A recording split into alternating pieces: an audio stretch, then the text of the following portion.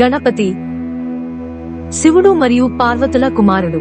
ఒకరోజు పార్వతి నలుగు పిండితో ఒక బొమ్మని చేసి ఆ బొమ్మకి ప్రాణం పోసి తాను స్నానం చేసి వచ్చే వరకు ద్వారం వద్ద కాపలాగా ఉండమని కోరడంతో గణేశుడు కాపలాగా ఉన్న సమయంలో అక్కడికి వచ్చిన పరమేశ్వరుడు ద్వారం దాటి వెళ్తుండగా తనని అడ్డగించిన గణేశుడిని త్రిశూలంతో తలఖండించి భస్మం చేస్తాడు.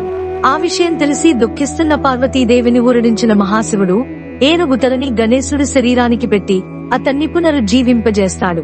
అలా పార్వతీదేవి శివుళ్ల మొదటి కుమారుడిగా గణేశుడు ఆవిర్భవించాడు. విఘ్నేశ్వరుడి వాహనం మూషికం.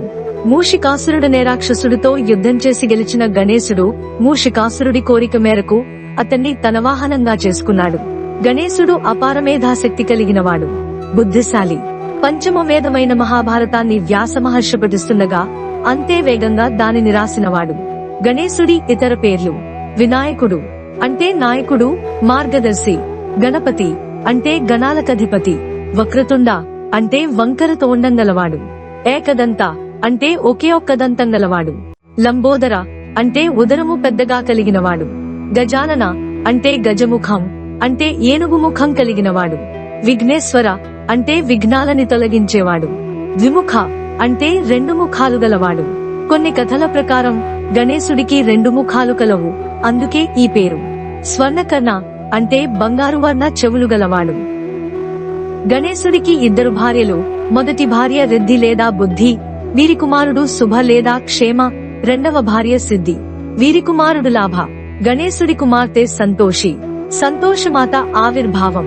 పురాణాల ప్రకారం రాక్షస సంహారం గావించి వచ్చిన గణేశుడికి రక్ష కట్టడానికి వచ్చిన మానసాదేవిని చూసిన శుభ, లాభలు తమకి కూడా సోదరి కావాలని అడగడంతో గణేశుడు అగ్ని నుండి సంతోషమాతను సృష్టించాడు. ఆమె సృష్టి ఆధారంగా శ్రావణ మాసంలో వచ్చే పౌర్ణమి రోజును రక్షాబంధన పర్వదినంగా జరుపుకుంటారు. గణేశుడి ఆయుధాలు: పరశు, పాసం, అంకుశం. గణేశుడు చేసిన యుద్ధాలు: గణేశుడు అనేకానేకమైన యుద్ధాలను చేసి ఎందరో రాక్షసులను సంహరించాడు. వారిలో కొందరు సింధురాసురుడు, మూషికాసురుడు, అనలాసురుడు, గజముఖాసురుడు, సూరపద్ముడు, నారాంతకాసురుడు, దుర్ముఖాసురుడు, అహితాసురుడు, సింహికాసురుడు, కామలాసురుడు, త్రిపురాసురుడు. గణేశ నవరాత్రుల చరిత్ర. గణేశ నవరాత్రులని ఎంతో కాలంగా నిర్వహిస్తున్నప్పటికీ కీలక ఘట్టాలుగా రెండు సందర్భాలని ఉటంకిస్తారు.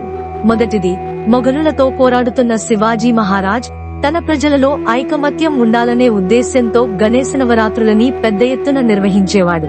ఇది మరాఠా ప్రజలలో చైతన్యానికి చాలా తోడ్పడిందని అంటారు.